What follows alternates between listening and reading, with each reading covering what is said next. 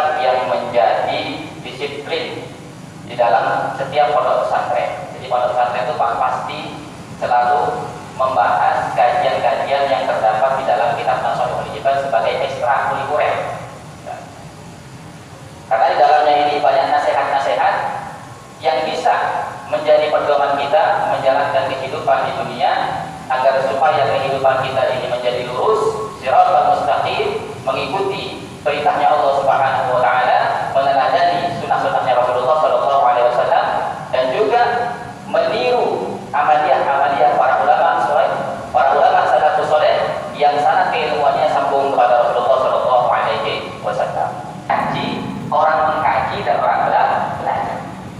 Maka kalau kita belajar dari sejarah kecokatan iblis tidak mau melaksanakan perintahnya Allah untuk bersujud kepada Adam atas dasar kesombongannya, dia berani mengatakan di hadapan Allah menentang perintahnya untuk bersujud kepada Adam, ana khairun minhu, saya lebih baik dari dia. Khalaqtani min narin, engkau ciptakan aku dari api. Wa khalaqtahu min tin, sementara Adam engkau ciptakan dari tanah. Orang sombong itu Pak, logikanya nggak jalan. Orang kalau mengedepankan ego, orang kalau mengedepankan kesombongannya, orang kalau mendahulukan keangkuhannya, akalnya mati. Akalnya nggak jalan. Kita buktikan sekarang betapa iblis itu Allah ciptakan 2000 tahun di al-bay'ain qabla an yakhluqa Adam. 2000 tahun sebelum Allah menciptakan Adam. Sampai iblis itu Allah tempatkan di bumi pertama. Dia beribadah terus bertakwa kepada Allah sampai naik derajat ke langit pertama, ke langit kedua, sampai akhirnya Allah percayakan iblis itu sebagai pemegang perbendaharaan surga. Tinggi derajatnya Pak, hampir-hampir melampaui malaikat Jibril, derajatnya para malaikat. Orang makhluk yang paling dekat kepada Allah selain Nabi Muhammad, malaikat Jibril. Sampai iblis itu mau mengalahkan makhluk Jibril. Tapi akhirnya makom itu yang dia perjuangkan dari awal dengan ibadah yang luar biasa, akhirnya luntur semuanya, habis semuanya dimakan kesombongan. Mari kita pelajari, kita buktikan bahwasanya orang sombong itu akalnya tidak jalan. Yang tadinya pintar karena menyombongkan diri, hilang akalnya. Iblis merasa bahwasanya api itu lebih baik daripada tanah. Mari kita buktikan. Karena kata Allah, yang paling bermanfaat itulah yang paling mulia. Rasulullah juga menyampaikan dalam hadisnya, ahabbul ibad ila Allah anfa'un nasi linnas. Orang yang paling dicintai oleh Allah adalah orang yang bisa memberikan manfaat kepada orang lain. Atau dalam hadis lain, khairun nas anfa'uhum linnas. Orang yang paling baik itu adalah orang yang paling banyak memberikan kemanfaatan kepada umat manusia. Kita lihat contohnya. Manfaatnya api dengan tanah banyakkan mana sekarang? Coba.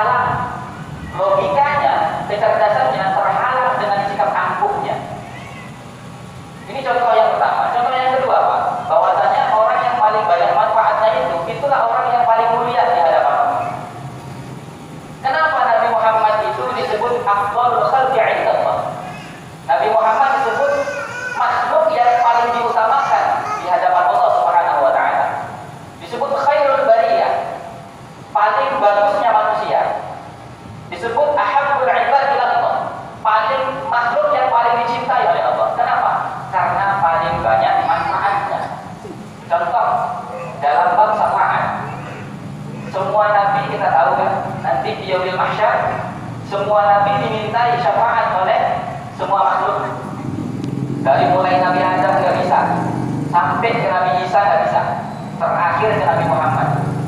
Bahkan Nabi Muhammad bukan hanya mensyafaati umatnya saja, bahkan umat-umat yang lain termasuk nabinya mendapatkan syafaatnya Rasulullah Shallallahu Alaihi Wasallam.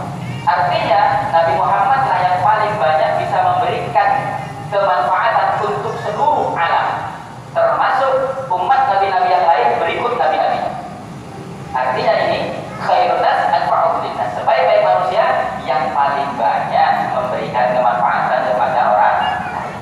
Dan barang siapa yang merendahkan diri karena Allah, barang siapa orang yang kalah karena Allah, barang siapa orang yang mau menghormati orang lain karena Allah, rafa'allahu, Allah akan angkat derajatnya sedikit demi sedikit sesuai dengan amal perbuatannya. Dalam Al-Quran, wa an laisa lil insani illa ma sa'a, manusia itu hanya akan mendapat sesuai dengan apa yang dia perjuangkan. Kalau sampai memperjuangkan sesuatu yang baik, ya pasti akan hasilnya baik. Kalau sampai memperjuangkan sesuatu yang tidak baik, pasti hasilnya akan tidak baik. Karena prinsip ini saya ingat dawuhnya guru saya. Guru saya berdawuh ini ketika menjelaskan tentang innamal a'malu binniyat wa innamal likulli imri'in ma nawa. Guru saya itu menjelaskan begini, niat baik kalau kamu laksanakan dengan cara yang baik, Allah akan pertemukan kamu dengan orang-orang yang baik untuk menghasilkan sesuatu yang terbaik. Nah, ini yang perlu jadi pedoman.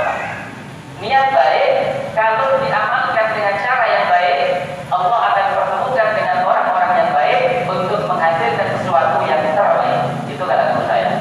Nah, mudah-mudahan apa yang kita ambil pelajaran pada malam hari ini bisa bermanfaat untuk menjadi pedoman hidup kita, agar supaya kita tidak terlena dengan rayuan dan tipuan iblis, dan mudah-mudahan kita selalu bisa menangkap isyarat hidayah dari Allah Subhanahu wa Ta'ala.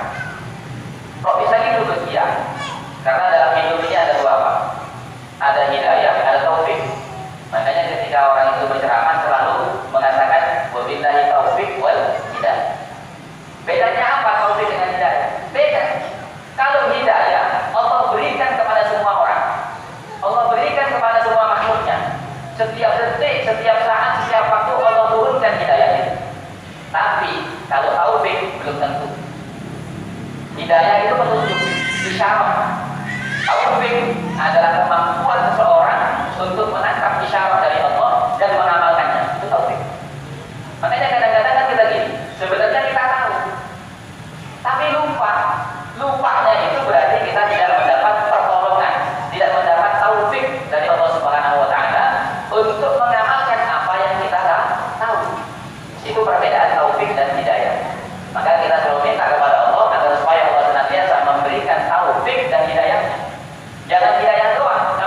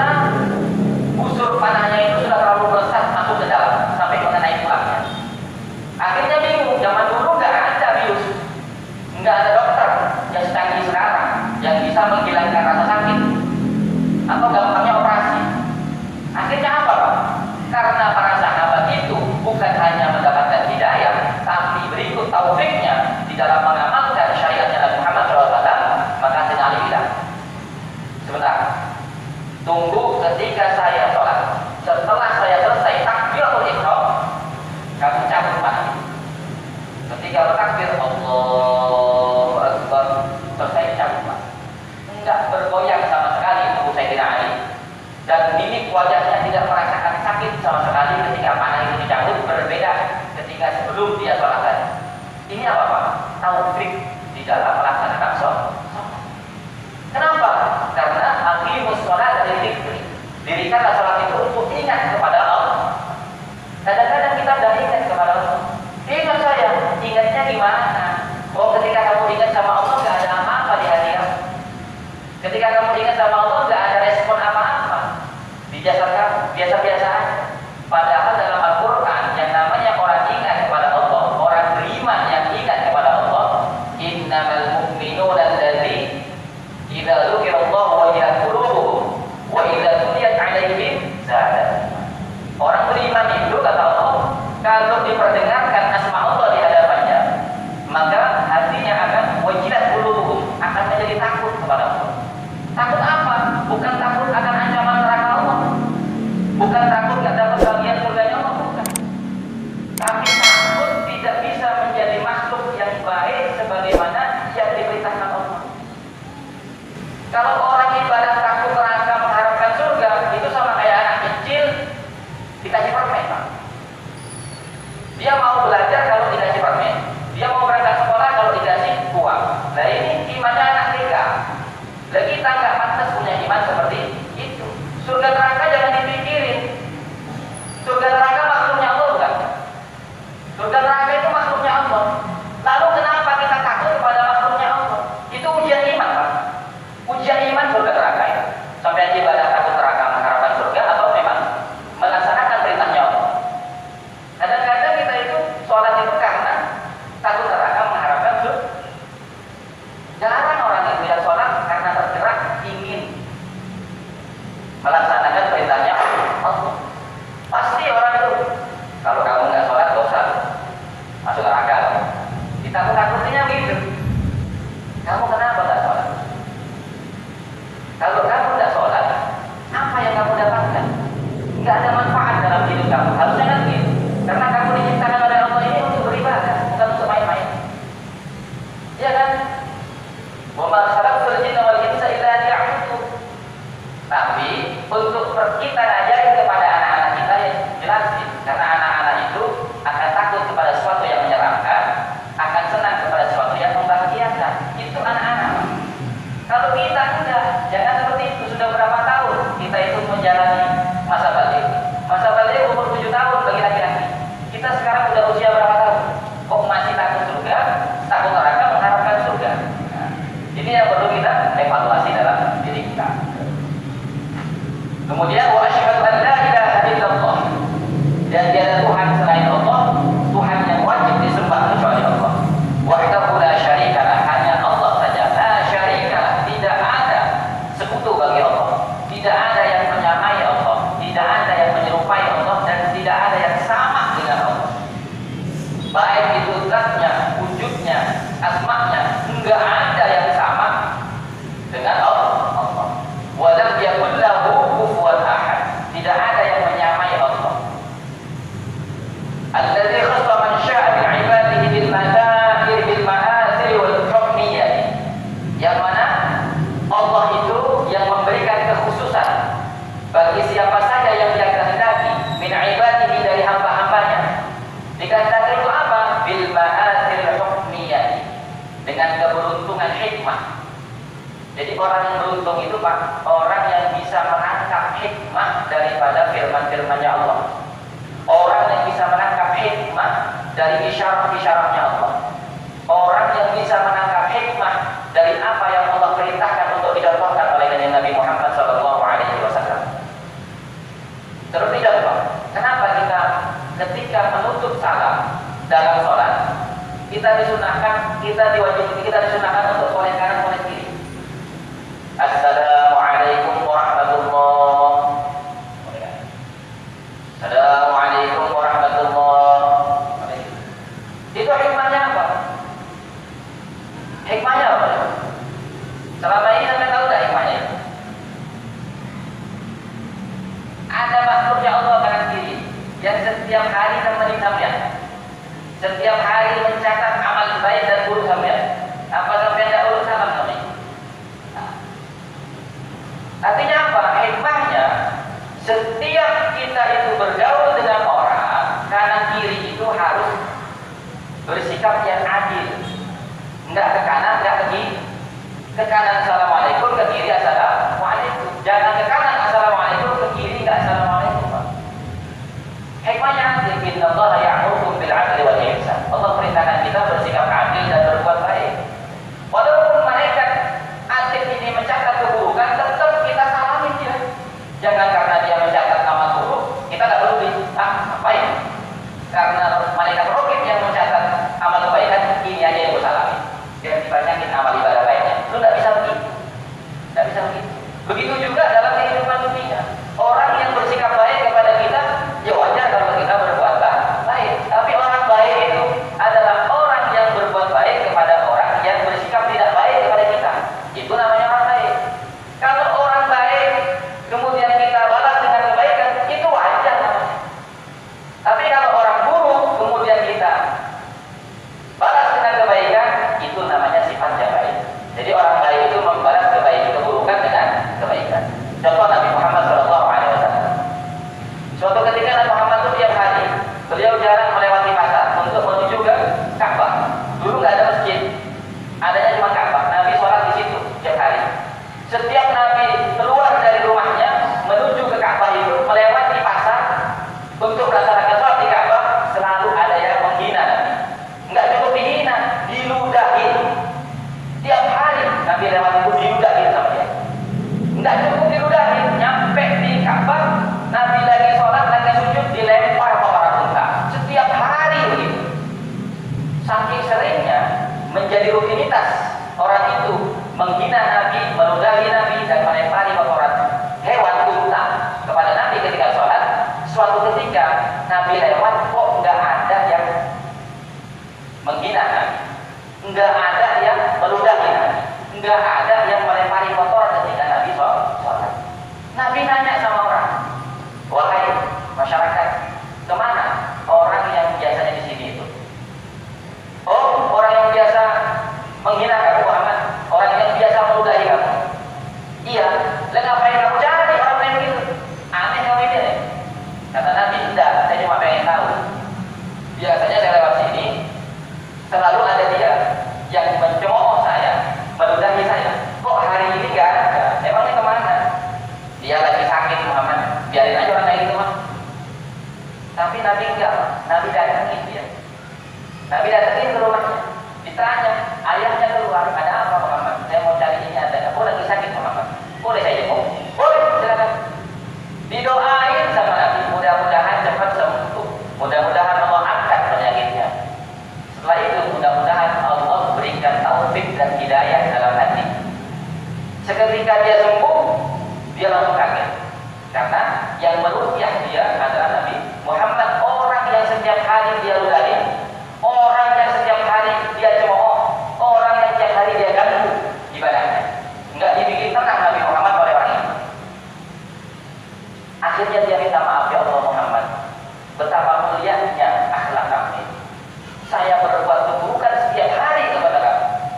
Kamu hari ini datang pertama kali untuk menjenguk saya. Sementara teman-teman saya, di mana saya bermain dengan mereka, saya bergaul dengan mereka, saya berdagang dengan mereka, kemana-mana saya selalu dengan mereka. Tidak satu pun yang datang ke sini untuk menjenguk saya dalam keadaan sakit. Akhirnya dia bilang ke bapaknya, wahai bapak saya, wahai bapakku, bolehkah aku ikut agama Muhammad?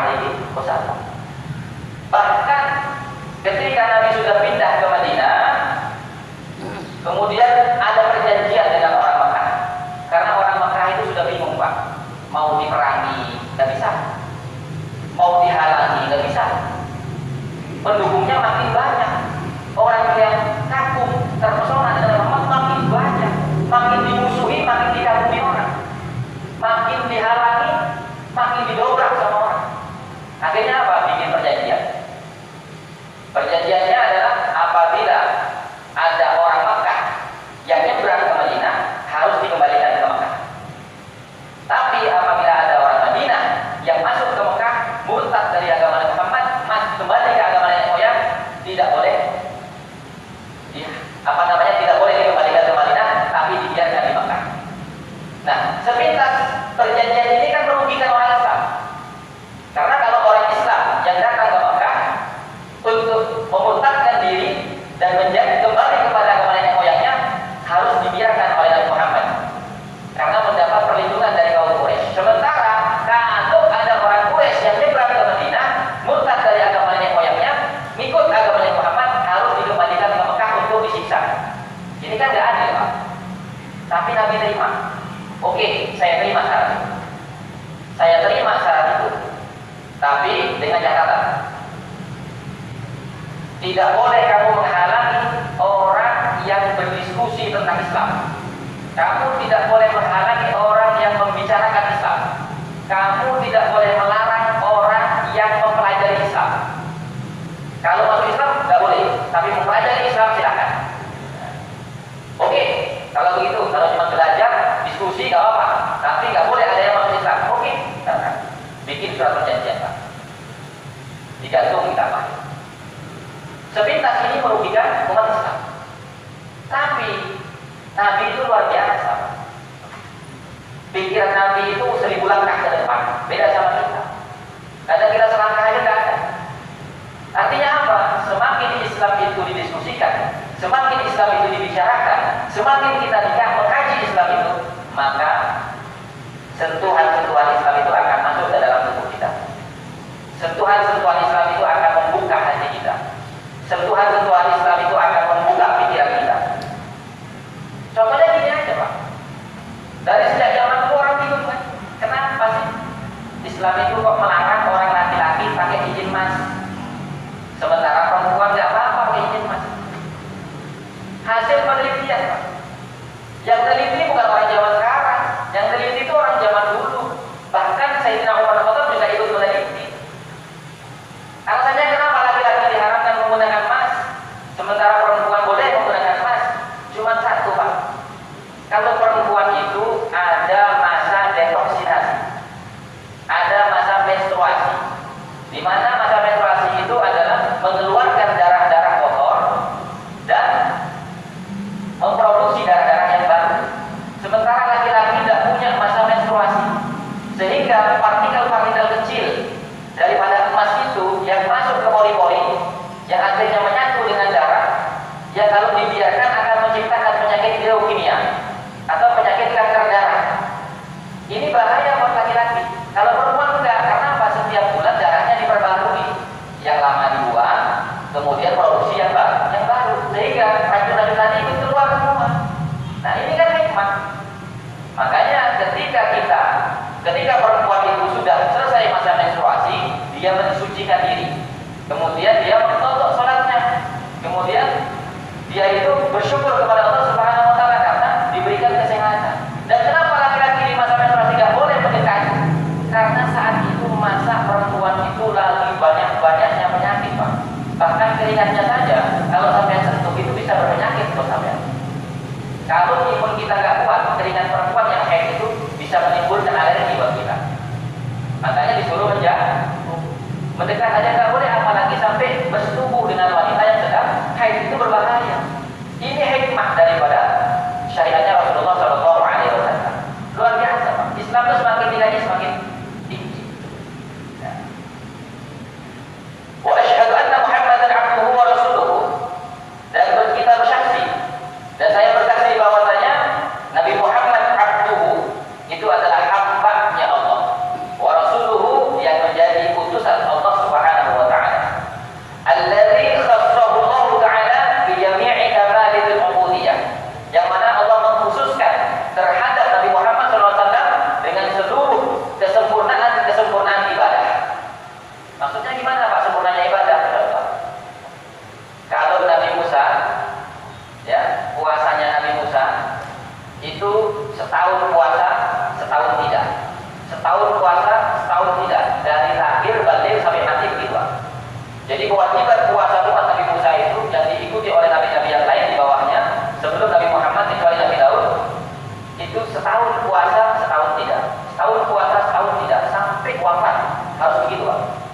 menjadi umatnya Nabi Musa. Umat Nabi Daud setiap hari, sehari